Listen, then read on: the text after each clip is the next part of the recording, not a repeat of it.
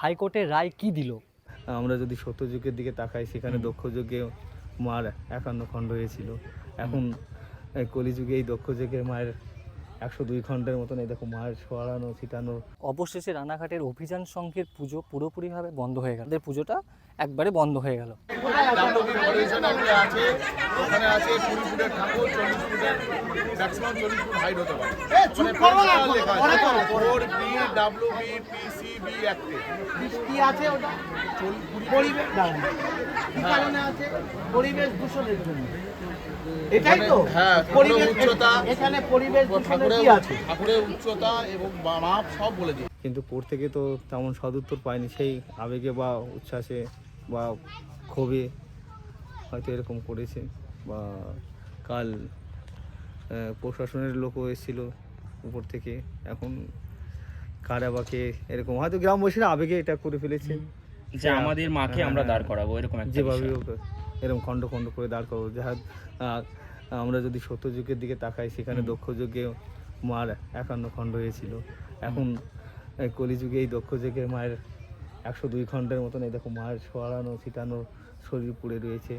সেই আবেগে হয়তো এইভাবে করেছে। তো এবার জানতে চাইবো যে আমরা তো মায়ের সন্তান, তো মা দুর্গা আমাদের মা। তো আমরা জানি যে মা দুর্গা আমাদের ছোট থেকে, বা আমাদের যে মা রয়েছে সেই মা আমাদের ছোট থেকে লালন পালন করে। কিন্তু এখানে আমরা দেখতে পাচ্ছি যে তুমি মূল শিল্পী হিসেবে মাকে কিন্তু মানে একদম ছোট থেকে বলা যেতে পারে যে একদম যখন মাটি খড় দিয়ে এগুলো তৈরি করেছো, তো এখন একদম শেষ মুহূর্তে এসে মাকে যখন দাঁড় করাতে পারছো না, তখন কীরকম লাগছে? এই অনুভূতিটা যদি একটু শেয়ার করো। না এরকম আপনার দর্শক হয়তো দেখছে যে এই কাজটা প্র্যাকটিক্যালি 6 মাস, কিন্তু এটা 6 মাস নয়। এর পিছনে প্রায় দীর্ঘ 2 বছরের ভাবনা চিন্তা রয়েছে। হয়তো যে কথাগুলো সাধারণ দর্শক বা অনেকেই জানে না। কারণ আমি সুজয় বসে অনেক আলোচনা করেছি, অনেক স্কেচ করেছি, অনেক মডেল বানিয়েছি।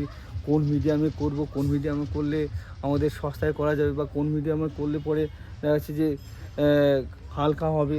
অনেক কিছু ভাবনা চিন্তার পরে অনেক কিছু মডেল বানানোর পরে এই যে আপনারা যে মডেলটা দেখছেন তার একটা ডেমো বানানো হয়েছে।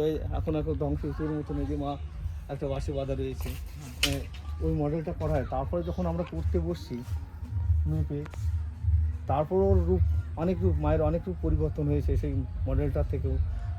যতটা দর্শনীয় করা তিল তিল করে আর কি তিলোত্তমাকে গড়ে তোলা হয়েছে। শুধু আমি না, আমার সঙ্গে আরও অনেক 4-5 জন শিল্পী ছিল।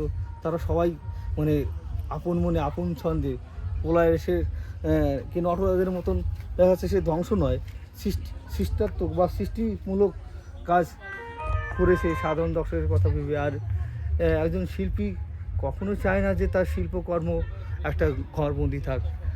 বিশ্বজনীন বা সাধারণ লোক শিল্পের সবথেকে বড় বিচারক।